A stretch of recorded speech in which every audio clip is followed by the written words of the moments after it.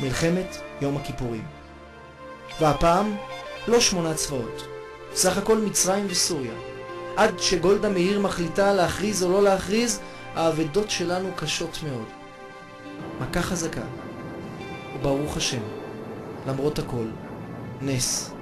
החזית הסורית עמדה במהפך לרעתנו. עמק הבכר, אביגדור קהלני, כוח צביקה.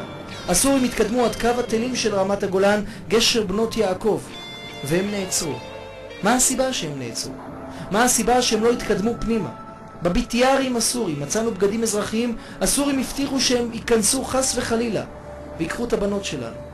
אמרו להם המפקדים הסורים, קחו איתכם בגדים אזרחיים, תיכנסו ליפו, לתל אביב, לחיפה, לטבריה. אבל נס, הם נעצרו על קו התלים ברמת הגולן. אביגדור קהלני מספר, אני לבד עם 3 טנקים עצרתי 150 טנקים של הסורים. מלחמת יום הדין, בשעה שהאדם מתייחד עם בוראו, בשעה שהקדוש ברוך הוא אמר לבנים שלו, בנים יקרים, אני רוצה לגאול אתכם, בשעה שעמדו בבתי כנסיות ובבתי מדרשות, בשעת מוסף של מנחה, בשעת עבודת הכהנים, כי לא מחשבותיכם, מחשבותיי. חשבו שיתקפו את ישראל דווקא ביום כיפור המצרים ויהיה ניצחון, אבל ההפך הגמור.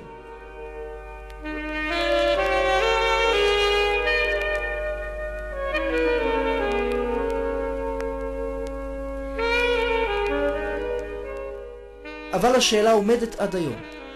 איך יכול להיות שהסורים נעצרו על קו התלים ברמת הגולן?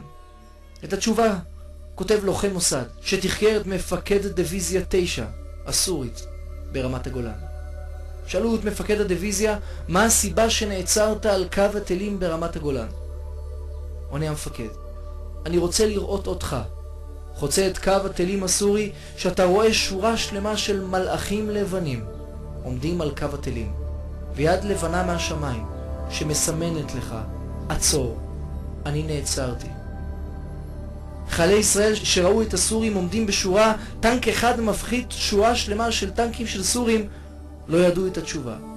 גם במלחמת 6 הימים, שאחד ממפקדי חטיבת הצנחנים יצא לפנטגון בארצות הברית, הוא ביקש שינתחו לו את הקרבות, שתוך שעתיים כובשים את שכם.